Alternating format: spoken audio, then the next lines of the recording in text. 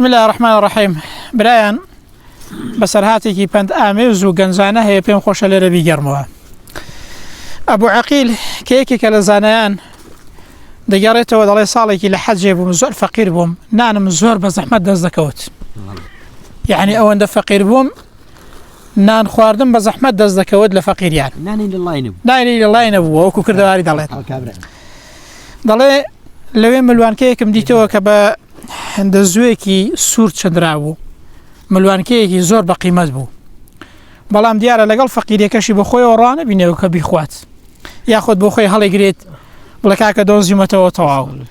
دلي بانقوازم بوكرت باشي چند روجيكي بياويكي بتمن هات بياويكي رشبي هات قوتي كاكا ولا ملوان كي بونا ونشاني إمنا وملوان كم دايا ورويشت دلي دواعي ويكا حجم تواوكت تشوما قدس ولويش هات موا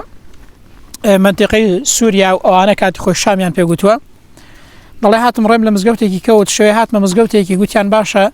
بوشي إمامتي من بناك إمامة كمان مردوو إمام ما نما أو إمامتي من بوكا دواء ويك إمامتيان بودك ديارة بدليان دبيت بيا يعني رنجو رخصاري وقبل لي وشاو لياقتك لي وشاوي هبوا إيدي بيدلن باشا بول لا إما نامن يو ببي إمامي إما دمك إمامي مزجوتك كمان كوتش كردوو بلكو لا إمامتي من كيو هاو كاريك شدة كينو أنا بشوش نشد بخوازن كورد لك هكا والله من أنا من يبي خم باب جنيد شيو حالي شيو مالي شيو والله والله باب يجنيارة كده بوكين إمامي مزجوته كمان كوتش دعاء كردوة هاي كتشي هبو خانوي كشي هي وبتني لخانوي كيد قصي لي قلدا دكين بشكو راضي بيت حرب شي وسر مع كيو خزاني شد دز دكيو خانو دز دكيو بابا إمامي إما ليري مش هاو كاري دكين دعاء ويكا ئافرەتەکەی دەدوێنن ڕازی دەبێت ئەو پیاوە هەڵدەستێ کچی ئەو ئیمامەی کە لەوێ ئیمام بووە و مردووە هێشتا نەماوە مارەی دەکات و زەواجەکەیان لە بیندا ڕوو دەدا و دەچێتەوە سەر ماڵەکەی وەلحاصل خوای گەورە دەروی خێر لێ دەکاتەوە هەم خێزان و ماڵی بە قسمەت دەبێت و هەمیش خانووی بە قسمەت دەبێت هەمیش ئیمامەتی و هەمیش خەڵکیش هاوکاری دەکرد لەوەش گەورەتر لەوەش گەورەتر دەڵێ ڕۆژێکی ئەو ملوانکەی کە ئەو لە حەجێ دۆزی بوویەوە سبحان الله بینی بەدەستی ئەو کچێەوە بوو کە ماری بڕی بوو کچی ئیمامی ئەو مزگەوتەی سبحان الله گوتی باش ئەو ملوانکەیە لەکوێ بووە گوتی وەڵا ئەوە کاتی خۆی بابم لە حەجێ بۆی هیناوە کاتێک کە بۆشی هینام دوعایەکیشی کرد گوتی یا ڕەبی خوایە کچەکەم ببێتە قسمەتی پیاوێکی وەکو ئەو پیاوە ڕیشپیەی لە حەجێ أو بياو نورانية لحجة